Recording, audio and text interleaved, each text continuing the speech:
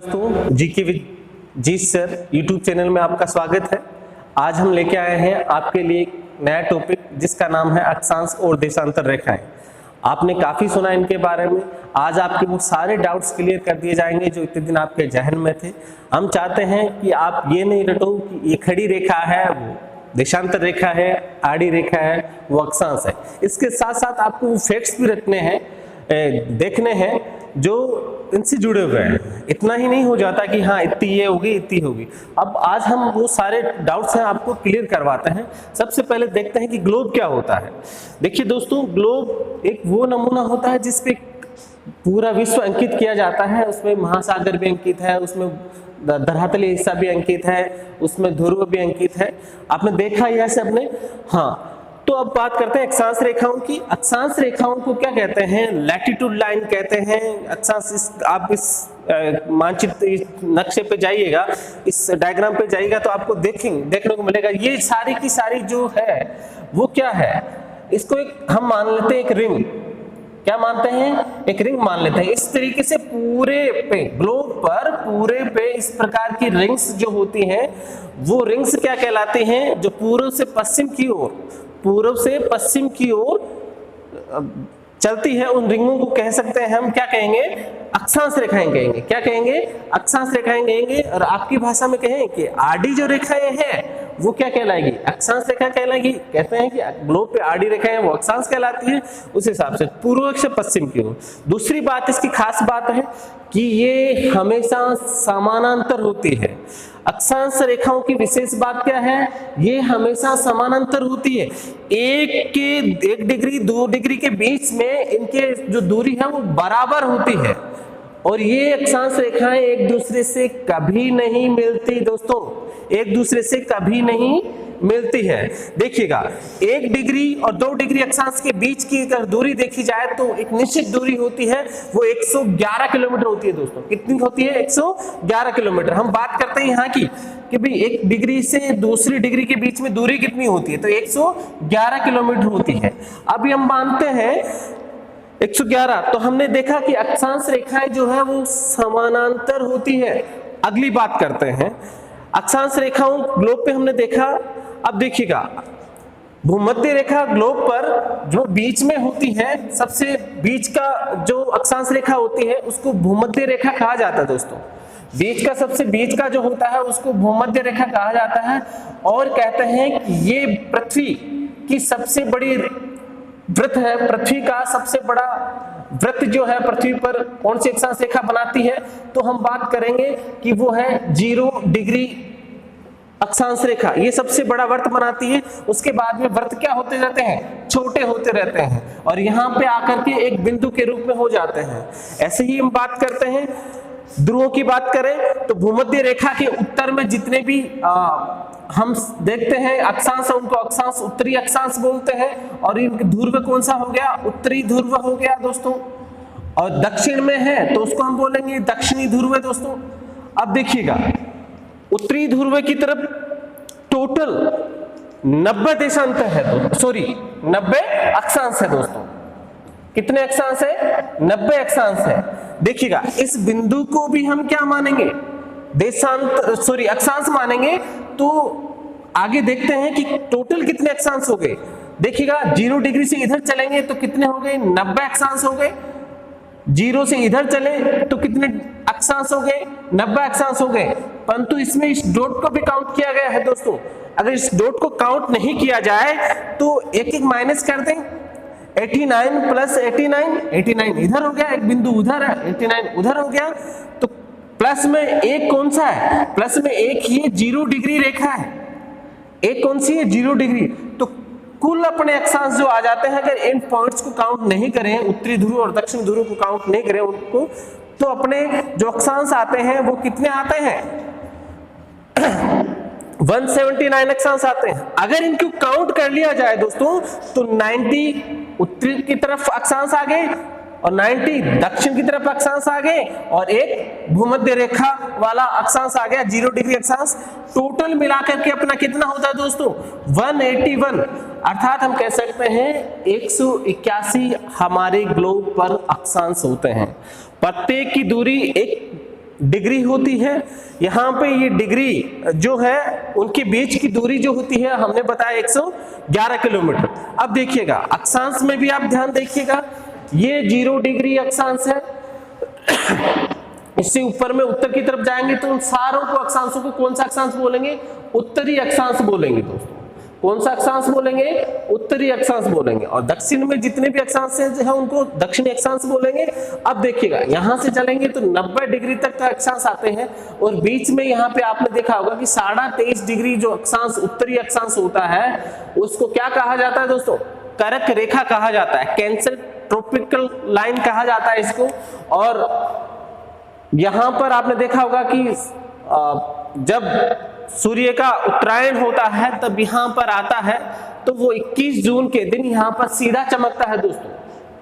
किस दिन? 21 जून यहां पर सीधा चमकता है कर्क रेखा।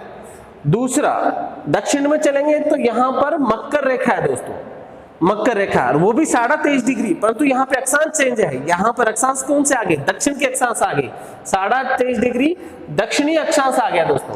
तो यहाँ पर इसको मकर रेखा कहा जाता है। और यहाँ पर 22 दिसंबर को सूर्य सीधा चमकता है, जब सूर्य जो है उसकी गति दक्षिण की तरफ हो जाती है। और ऐसा कहा जाता है कि दिन और रात कहाँ बराबर होते हैं? तो दोस्तों दिन और रात हम कह सकते हैं कि भूमध्य रेखा पर दिन और रात बराबर होते हैं। उसके बाद में दिन रात घटते बढ़ते चले जाते, ये भी आपको ध्यान रखना होगा। दूसरी हम बात करते हैं अक्षांशों की। आपके सामने ये सारी चीजें क्लियर हो गई होगी कि कितने अक्षांश है, एक अक्षांश के बीच से दूसरे अक्षांश के बीच में कितने डिग्री का अंतर होता है। हमने ये भी देखा, भूमध्य रेखा भी देखा, जिसको हमने क्या कहा? विषुवत रेखा कहा। अब देखिए दोस्तों, अब बात करते हैं देशांतर रेखा की। कौन सी रेखा की बात करते हैं? देशांतर रेखा की। देखिए दोस्तों, हाँ थोड़ा सा एक बात बताना भूल गया मैं, यहां पे देखिएगा 30 से 35 डिग्री, 30 से 35 डिग्री उत्तरी अक्षांश और 30 से 35 डिग्री दक्षिणी अक्षांश के बीच का जो क्षेत्र कहलाता है वो उपोष्ण उच्च दाब का क्षेत्र कहलाता है दोस्तों। उपोष्ण उच्च दाब का क्षेत्र कहलाता है और उनके अक्षांशों को अश्व अक्षांश कहा जाता है। ये याद रखने वाली बात है कि अश्व अक्षांश जो है वो कौन से होते हैं? तो कहाँ? भूमध्य रेखा से ऊपर उत्तरी ध्रुव में भी 30 से 35 डिग्री के बीच का जो उपोष्ण उच्च दाब का क्षेत्र है वो अश्व अक्षांश का आता है। और हम इसे भी क्या कहेंगे? जो दक्षिण अक्षांश में है उसको भी हम क्या कहेंगे? अश्व अक्षांश कहेंगे। यहाँ का दाब देखिए दोस्तों, देशांतर रेखा, देशांतर रेखा को लॉन्गिट्यूड लाइन कहते हैं, लॉन्गिट्यूड लाइन। अब देखिएगा देशांतर रेखाएं जो होती है वो ध्रुव उत्तरी ध्रुव से चलती है और दक्षिण ध्रुव पे क्या हो जाती है? एंड हो जाती है। ऐसे हम कह सकते हैं कि आपने बोल देखा होगा, खरबूजा देखा हो, उस पे आपने लाइनें देखी हो कि एक पॉइंट से दूसरे पॉइंट पे जाके खत्म हो जाती है। वैसी ही देशांतर रेखाएं ग्लोब पे होती है। ये सब सारी काल्पनिक होती है हमने बताया, परंतु इस देशांतर रेखाओं को हम समय रेखा भी कहते हैं। क्यों कहते हैं? क्योंकि समय का ज्ञात होता है। हम देखते हैं कि यहां से उत्तरी ध्रुव से दक्षिण ध्रुव तक ये देशांतर रेखाएं खींची जाती हैं और इनकी दिशा जो होती है हम देखते हैं कि पश्चिम की तरफ 180 डिग्री होता है, पूर्व की तरफ भी 180 डिग्री होता है। जहां 180 डिग्री इनका कॉमन होता है वो रेखा क्या कहलाती है? तिथि रेखा कहलाती है। हमेशा इस 0 डिग्री के पीछे, जस्ट पीछे 180 डिग्री देशांतर है, 180 डिग्री देशांतर है। और इस 180 डिग्री देशांतर को क्या कहते हैं? तिथि रेखा कहते हैं दोस्तों। कौन सी रेखा कहते हैं? तिथि रेखा कहते हैं। तिथि रेखा से समझ में आ जाना चाहिए आपको कि इससे तिथि यानी दिन का परिवर्तन होता है। अगर कोई व्यक्ति पूर्व से पश्चिम की ओर जाता है और इस रेखा को पार करता है तो एक दिन बढ़ जाता है, और पश्चिम से पूर्व की तरफ आता है तो एक दिन घट जाता है दोस्तों। तो ये इस 180 डिग्री देशांतर को हम क्या कह देंगे? तिथि रेखा कह देंगे। बाकी जो देशांतर है उनको क्या कहेंगे? हम क्या कहेंगे दोस्तों? टाइम लाइन रेखा कहेंगे, समय रेखा कहेंगे। और आपने देखा भी होगा 1 डिग्री देशांतर जो होता है उसको सूर्य को पार करने में कितना समय लगता है? 4 मिनट का समय लगता है दोस्तों।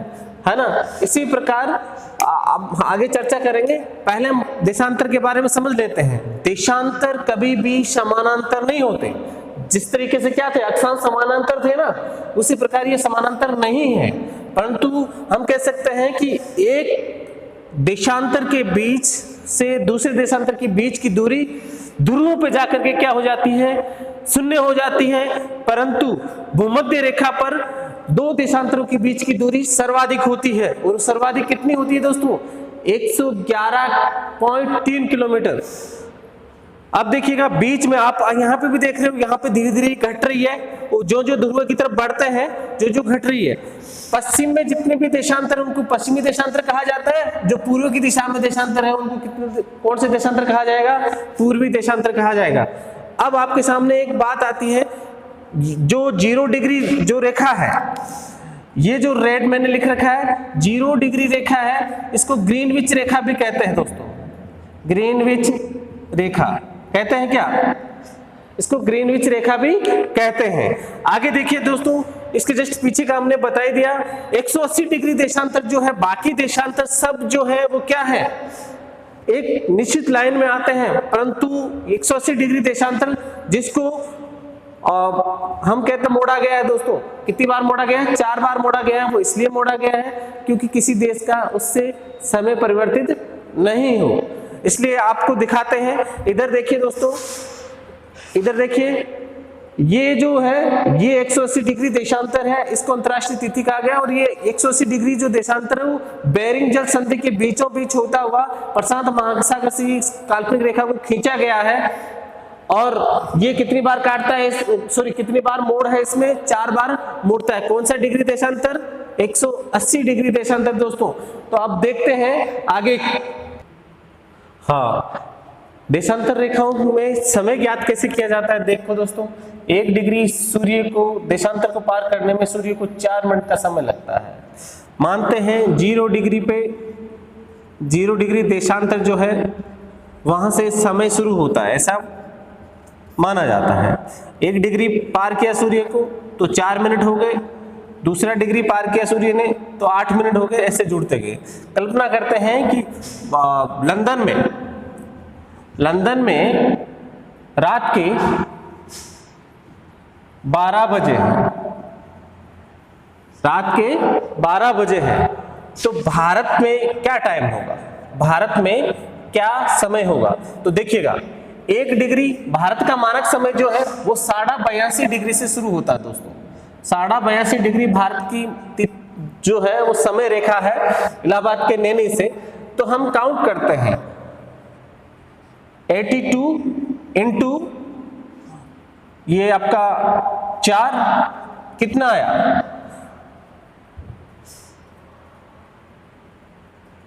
300, 4 दूए 8, 8 चौके 32, 328 दोस्तों।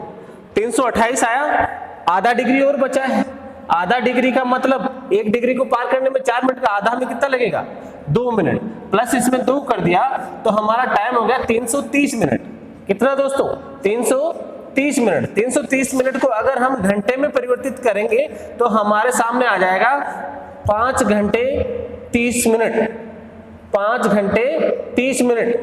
अब देखिएगा दोस्तों, 5 घंटे 30 मिनट है, मतलब यहां रात के 12 बजे हैं, तो यहां पे सुबह के क्या बजेंगे, भारत में सुबह के 5:30 बजेंगे। कितने बजेंगे, सुबह के 5:30 बजेंगे। आगे समय ज्ञात करने का एक नया वीडियो जारी करेंगे। इतने देर इसको समझिएगा, इस पेज को लाइक करिएगा, सब्सक्राइब करिएगा और बार बार देखते रहिएगा, आपके कॉन्सेप्ट जरूर क्लियर होंगे। धन्यवाद दोस्तों।